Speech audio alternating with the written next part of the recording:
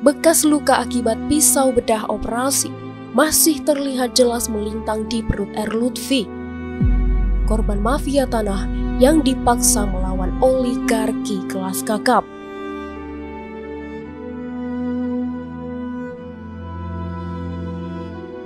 Air matanya kering sejak belasan tahun yang lalu, dipermainkan secara fisik dan mental oleh praktik mafia tanah.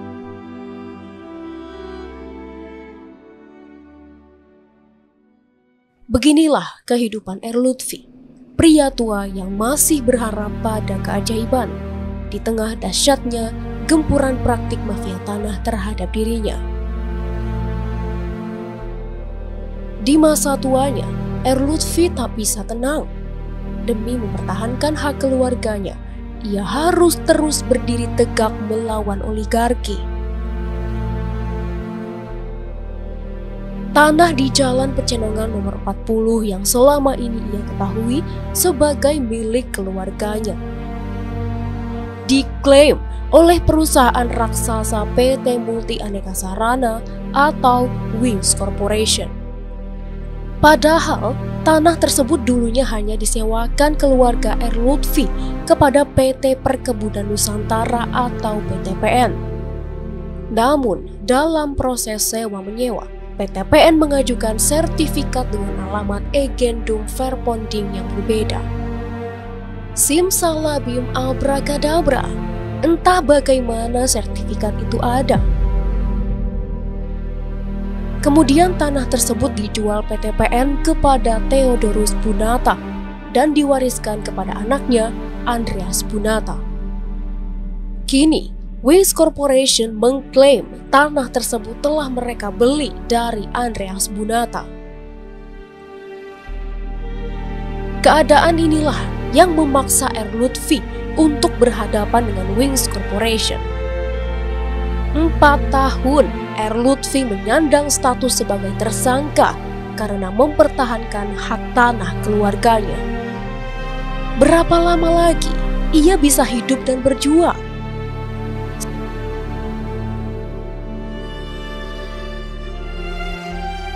Saat ini, R. Lutfi hidup seorang diri. Setiap pagi datang, keningnya berkerut, memikirkan bagaimana nasibnya.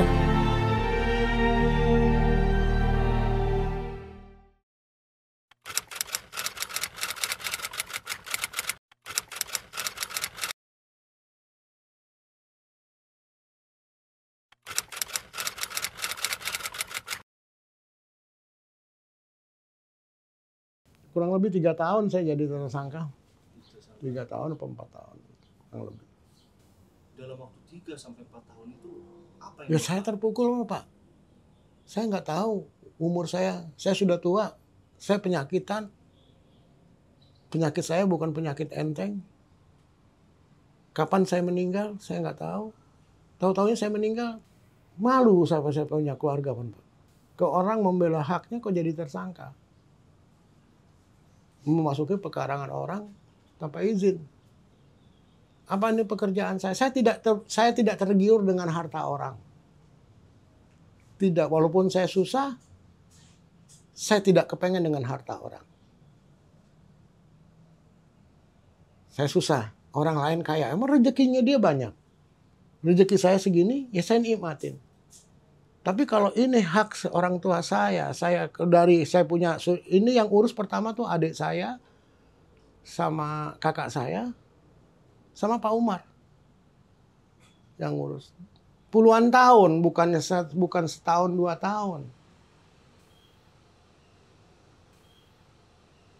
Capek dengernya. Baru saya setelah nih 2 meninggal, anak laki tinggal saya. Ya saya yang harus mewakili untuk ahli waris yang lain. Kok sampai sekian lama kok nggak ada penyelesaian sama sekali. Pusing saya pusing. Penyakit saya juga saya rasa masalahnya dari masalah itu.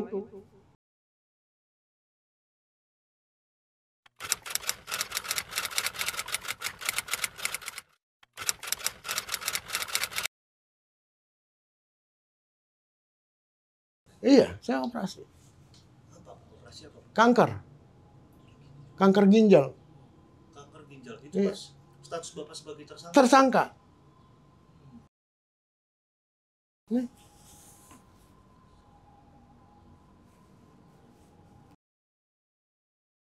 Saya pengen tahu sampai di mana ini keadilan ada. Saya tahu dia PT Wing raksasa.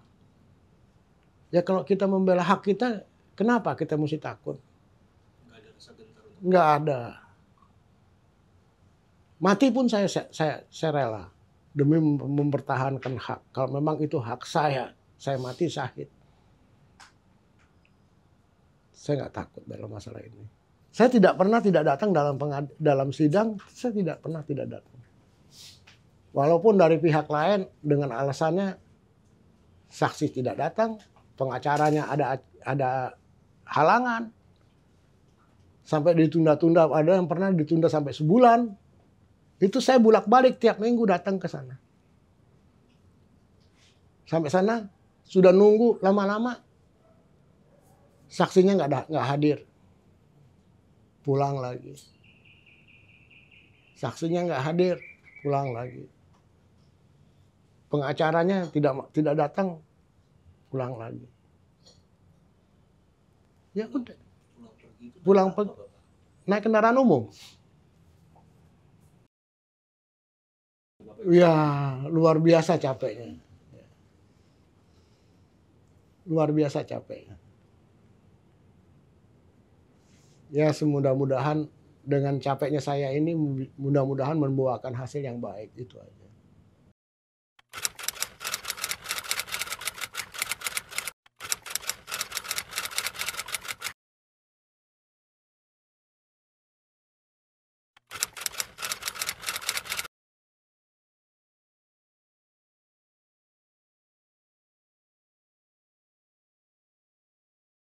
Nggak ada respon buat saya, Pak. Ada respon.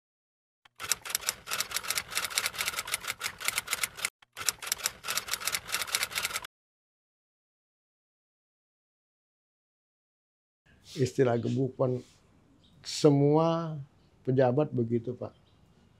Cuman kita nggak bisa ngomong apa-apa. Kita ikutin aja loh, Pak, hukum yang berlaku.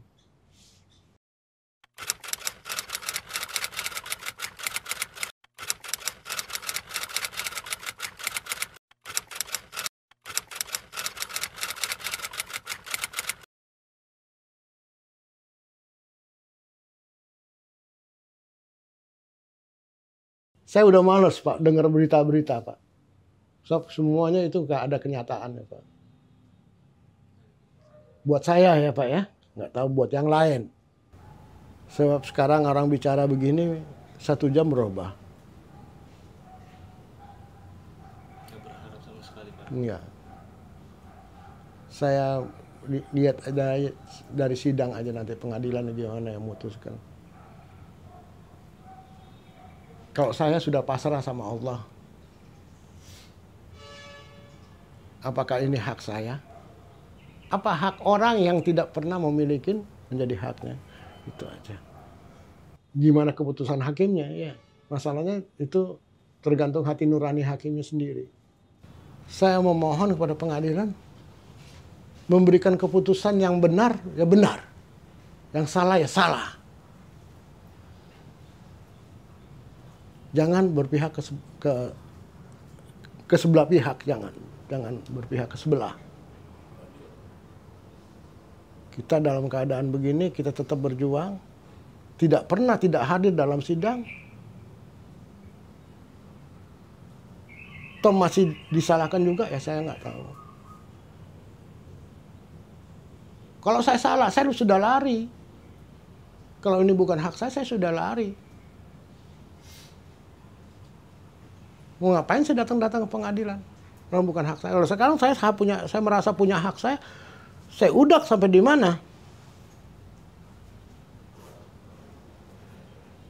Walaupun dalam keadaan sakit saya datang waktu itu.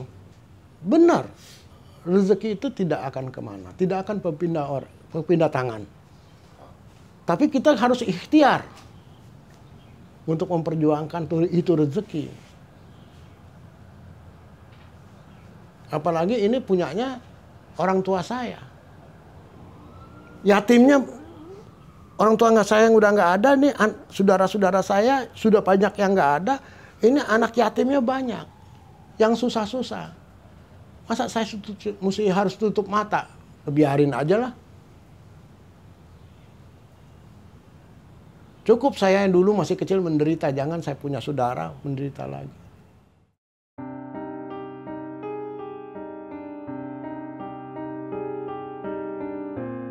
Sebagaimana diketahui, Wings Corporation kini membawa perkara R. Lutfi ke ranah perdata.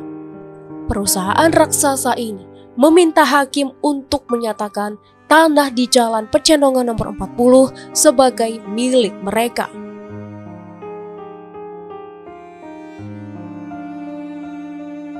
Selain R. Lutfi, perusahaan raksasa ini juga turut menggugat Andreas Bunata sebagai tergugat dua.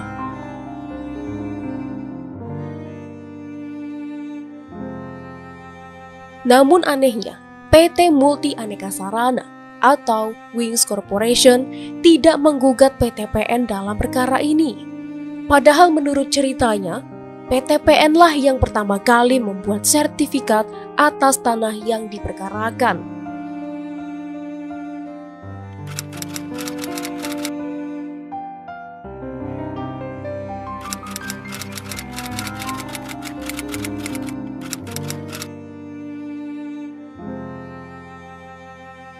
Pagi ini, Selasa 23 Juli 2024, seperti biasa, R. Lutfi kembali menghadiri persidangan ke Pengadilan Negeri Jakarta Timur. Kaki rentannya ia paksakan melangkah. Demi keadilan, katanya. R. Lutfi pergi berbaur dengan hiruk pikuk kota. Menggunakan kendaraan umum, R. Lutfi pergi menghadapi lawannya. Sesampainya di PN Jakarta Timur, R. Lutfi yang berharap sidang digelar tepat waktu justru terpaksa menunggu. Sebab pihak tergugat lainnya, yaitu Andreas Bunata, belum nampak di sekitar pengadilan. Hampir 2 jam lamanya ia harus menanti, hingga akhirnya panitera memberi kode sidang akan digelar. Agenda sidangnya yaitu pelengkapan bukti dan pemeriksaan saksi yang dihadirkan PT Multi Aneka Sarana atau Wings Corporation selaku penggugat. Lardi selaku kuasa hukum PT Multi Aneka Sarana duduk di bangku penggugat. Sementara R. Lutfi bersama kuasa hukumnya, Aldrino, serta kuasa hukum Andreas Bunata duduk di bangku tergugat.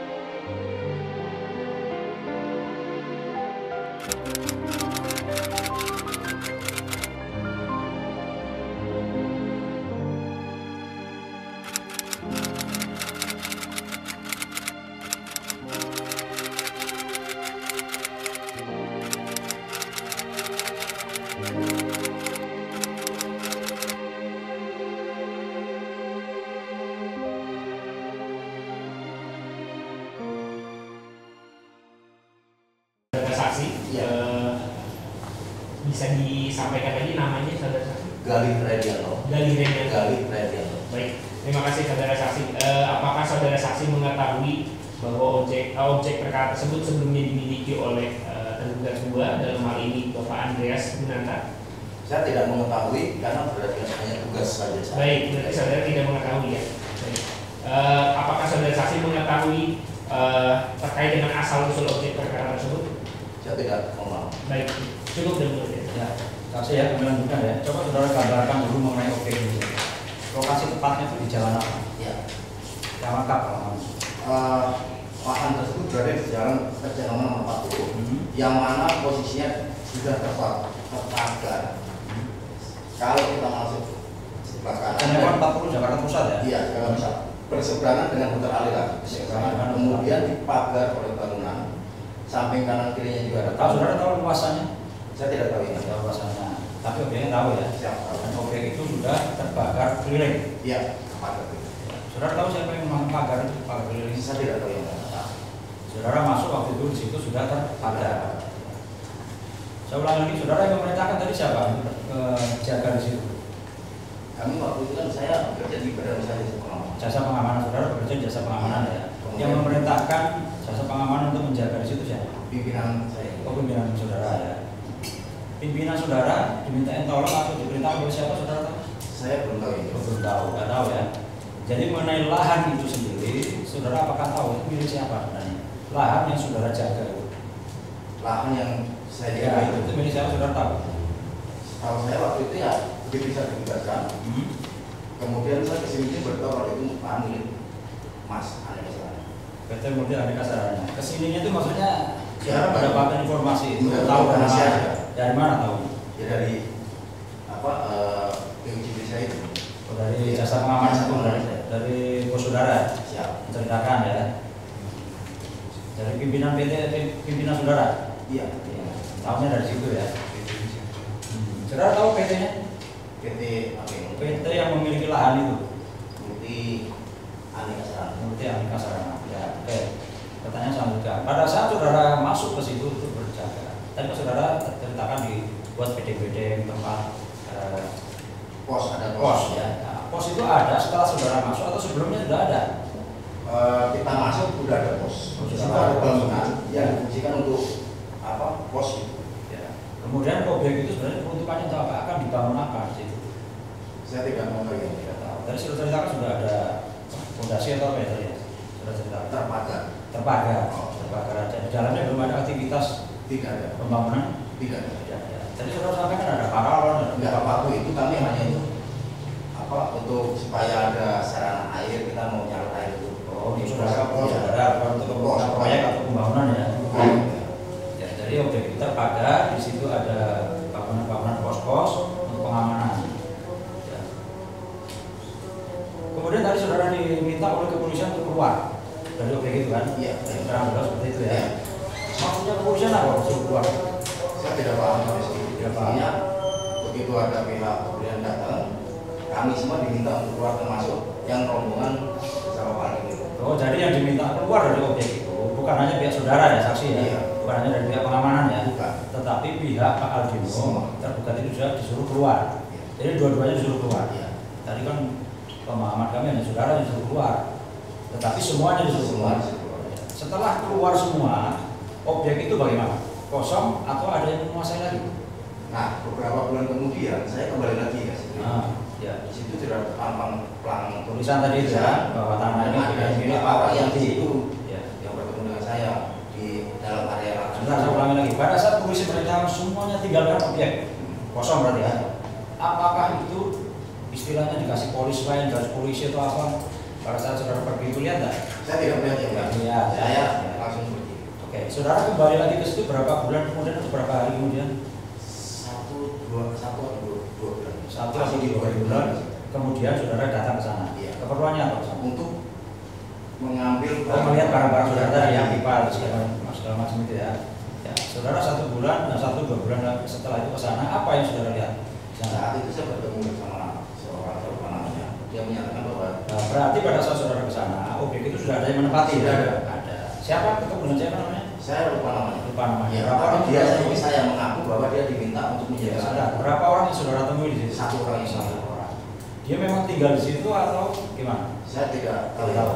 Yang jelas dia ada di dalam. Ada di dalam. Ya, saudara tanya terus?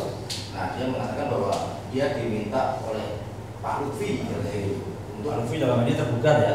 ya Tahu Pak Lutfi? Nah, ini beliau ini ada. Pernah ketemu beliau ini? pernah sekali. Nah, jadi yang saudara maksud Pak Lutfi ya ini, beliau ini ya? Siap. Oh ya, oke, lanjutkan. Jadi si orang itu yang menjaga, yang ada di dalam objek itu menyampaikan kepada saudara bahwa dia diperintahkan oleh Pak Lutfi. Iya. Untuk apa diperintahkan? Untuk menjaga tanah itu. Untuk menjaga tanah. Terus apa lagi yang saudara temukan di dalam objek itu? Nah, saya sih tidak lama ya, karena saya menanyakan barang-barang kita yang tertinggal tidak ada, ya sudah kami juga Oke. Saudara ke sana itu inisiatif sendiri atau diperintah orang lain? diminta untuk mengambil barang ini Oleh pimpinan saya. oleh pimpinan Karena apa? jasa pengamanan itu ya. Oke. Untuk selanjutnya, saudara apakah tahu mengenai objek itu? Kelanjutannya gimana? Saya tidak mau ini. Nggak tahu lagi ya. Cukup sampai di situ ya, Iya. pengetahuan saudara ya. Kan? Ini dari kami sedikit. Ya silakan. Atau dari membuat dulu masih ada lagi. Bagi kami cukup ya. Cukup ya, sudah silakan. Hanya penegasan saudara saksi saudara saksi sampaikan bahwa saudara saksi pertama kali masuk ke sana September 2016. Kondisi Dari matikan Pak? Enggak, dari matikan dulu ya. Kondisi September 2016 ketika saudara saksi pertama kali sampai sana, itu apakah ada yang menempati? Saat itu tidak ada yang menempati. Tidak ada yang menempati ya. Jadi sebelumnya tidak ada yang menempati. Saudara saksi tadi terkait dengan kejadian Oktober 2016, bisa saudara saksi jelaskan ada berapa orang anggota dari saudara saksi? Saat itu kami bertugas 3 orang anggota. 3 orang. Ya. Oke. Dari sisi yang sebelahnya Pak Aldino itu berapa? Aldino sekitar 20-30 orang. 20-30 orang ya. Oke. Kemudian ada sampai ada pihak yang berwajib kepolisian itu berapa orang sampai sana? Kalau saat itu pihak berwajib, kita kan rombongan dari Pak Aldino itu berada di dalam. Iya. Nah, kita masuk bersama pihak berwajib. Pihak berwajib saat itu bisa kurang lebih 10 orang. Oke. 10 orang. Oke. Pada saat tadi saudara saksi sampaikan bahwa ketika kejadian ada ada anggota saudara yang berjumlah 3 orang. Iya, ada 3 orang. Nah, kemudian rombongan Pak Aldino bisa masuk itu, bisa diceritakan lebih jelas lagi bagaimana kronologinya? Saya datang ke lokasi pagi itu, rombongan Pak Aldino sudah berada di dalam, gerbang dalam kondisi tertutup. Nah, saya masuk, saya lihat dari lubang kunci itu ada kotak di gerbangnya itu kuncinya. Saya menyampaikan bahwa saya koordinatornya, keamanannya. Lalu saya ditarik sama Pak Aldino ke seberang Hotel. Berarti posisi Pak Aldino itu sedang di luar objek atau di dalam objek? Oh, begitu saya datang keluar, Pak Aldinonya keluar. Oke. Kemudian bisa saudara saksi jelaskan lagi kondisi objek perkara itu apakah ada gedung atau sebenarnya tanah kosong atau bagaimana ya? Tanah kosong, ada beberapa bangunan yang kondisinya sudah rusak dan ada seperti fungsi pos di sebelah gerbang. Mungkin saudara saksi mengetahui kondisi saat ini masih sama seperti kondisi September atau Oktober 2016 atau bagaimana? Saya setelah itu tidak pernah sana lagi ya, nggak tahu lagi. Baik, cukup. Ada tambahan silakan. Saudara saksi, tadi atas pertanyaan tadi, saudara saksi mengatakan saudara saksi orang 3 pada waktu itu. Di dalam anggota, di dalam ada 3 orang. Di dalam ada berapa? 3 orang anggota security. Di dalam. Di dalam area. Saya peringatkan saudara saksi sudah disumpah. Siap, betul. Di dalam waktu saudara saksi datang yang ada sama-sama saya di dalam itu ada berapa orang? Saya ada bukti nanti. Jawab yang benar. Saya waktu itu begitu datang, saya tidak masuk. Tetapi sesuai sumpah tugas dan plotting personal di sana 3 orang. Berseragam kalian semua? Berseragam. Semi, ada yang pakai semi. Baju biru ya? Baju ya delta. Biru ya? Iya. Orang 3 ya? Tak. Kalau di kita saat itu sesuai fungsi. Di dalam orang 3 ya? Sesuai SPT 3 orang yang bertugas di situ. Saya tidak tanya. Saudara, saya potong ya. Ini memang sesuai SPT menurut saudara 3 orang. Tapi yang ditanyakan oleh kuasa tugas ini faktanya itu di dalam itu ada berapa orang? Pada saat itu. Pada saat itu berapa orang? Pada saat kejadian, seingat saya ada 2 orang anggota lagi, yang mana dia itu penebalan sebagai dia BKO bahasanya. Nah, pertanyaannya apakah saat itu ada 2 orang itu di dalam? Saya lupa ya. Saya kan nggak tahu saudara ya. Kalau nggak tahu nggak tahu. Kondisinya di luar ya, Bang.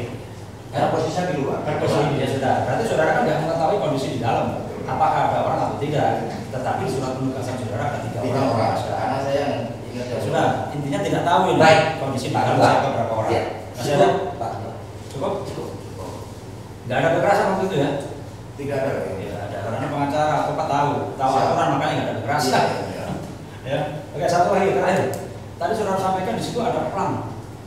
Nah, coba saudara sebutkan tulisan di plan itu apa, Pak? Yang saya ingat nama sih ya. Nama. Yang kalimatnya apa di situ? Tanah ini milik. Milik Lutfi kuasa hukum Aldino gitu. Tanah ini milik Lutfi. Itu ada Di bawahnya kuasa hukum Aldino ini Pak. Itu ya. Itu banner, papan kayu atau apa bentuknya? Saya Plat itu kayu atau banner biasanya yang lempengan besi. Oh, memang besi di tanah gitu ya, di tanah ya. Itu posisinya di dalam atau di luar? Di depan gerbang. Di depan gerbang itu masuk objek gitu. Iya. Kesempatan terakhir masih ada cukup? Cukup ya, Bang. Cukup. Di sini.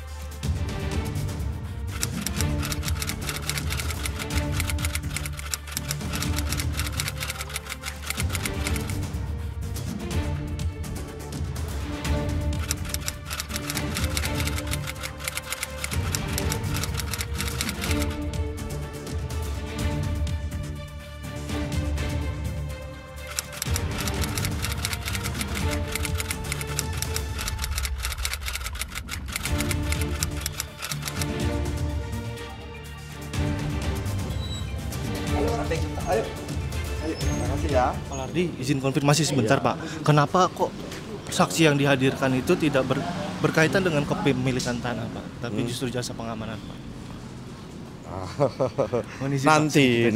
Nanti biar pembuktian selesai dulu, baru kita komentar. Kan ini masih harus kita jaga etika dulu, toh, etika pembuktiannya dulu ya. Mohon maaf ya. Pak, sedikit Pak, alamat hak atas tanah atau agendum fair bonding yang dijadikan sertifikat oleh PTPN itu kami tidak menyampaikan. Saya sebagai pembeli bertiket baik, saya beli sudah ada sertifikat, sudah dikuasai, jadi saya pembeli bertiket baik gitu loh ya. Apa sebelumnya mengecek bahwa alamatnya berbeda Pak atas kan sudah pengembalian batas, sudah ada pengembalian batas. Mana? Di mana? Ayo. Kan ada pengembalian batas gitu. Tapi sudah dicek semua ya Pak? Ya sudah lah, kita kan pemain pengembang properti Mas, tidak hanya itu. Berarti mengetahui dong Pak bahwa dasar agendum fair bondingnya berbeda dengan yang di Jalan Pecenoan. Saman wartawan kan tidak netral, harusnya saman netral dong. Nah, justru kita mau konfirmasi. Saya berpendapat saman tidak netral. Saman dapat bukti dari mana itu? Kita dapat dari. Nah, berarti kan saman tidak netral. Ada sponsor. Ini kan saya konfirmasi ke Bapak. Iya. Izin Pak. Saya pembeli bertiket baik. Saudara baca undang-undang. Siapa pembeli bertiket baik dan siapa agendum berbonding itu didaftarkan. Kapan berakhir agendum berbonding itu didaftarkan. Jika agendum berbonding didaftarkan sampai tanggal sekian, maka dia ditindakkan penggunaan hanya dianggap jatuh pada negara. Sedangkan saya pembeli bertiket baik dari sertifikatnya. Dulu undang-undang baik SEMA maupun undang-undang sudah. Sekalipun itunya berbeda. Sudah Pak? Baca, sudah makanya sudah jangan tanya. Aku udah ngomong kamu baca, ya. Undang-undang baca jawaban saya. Tanya pada panitra. Sudah undang-undang sesuai SEMA, pembeli bertiket baik di undang-undang. Saya beli sudah ada sertifikat, oke? Tapi untuk sertifikat yang terdaftar tadi agendum fair bondingnya di mana Pak? Aduh, saudara, aku ngomong sampaikan apa enggak? Saya sebagai pembeli tiket baik ada sertifikatnya. Kalau sampan berbicara tentang agendum berbonding, saya tanya, dia mendaftarkan agendumnya di sertifikat enggak? Saya tanya. Bukan Pak, tapi saya tanya, lah sampan tanya, tak tanya bukan Pak. Sepengetahuan kami bahwa dasar pendaftaran. Loh, kamu itu ahli hukum apa wartawan? Kok kamu sudah berpendapat sebagai ahli hukum? Saya justru bertanya kepada Bapak, Pak. Sama sudah subjektif bertanyanya. Sama sudah subjektif. Maksud saya kalau sama sebagai media yang profesional harusnya sama objektif. Bukankah dasar pembuatan sertifikat itu agendum fair bonding, Pak? Agendum fair bonding kapan berakhirnya? Undang-undang. Jadi itu yang jadi ini Bapak. Kamu wartawan tapi ahli hukum kamu nggak objektif lagi. Kita konfirmasi Bapak, mohon izin. Bukan konfirmasi, saudara sudah subjektif saudara. Ya. Terima kasih Pak.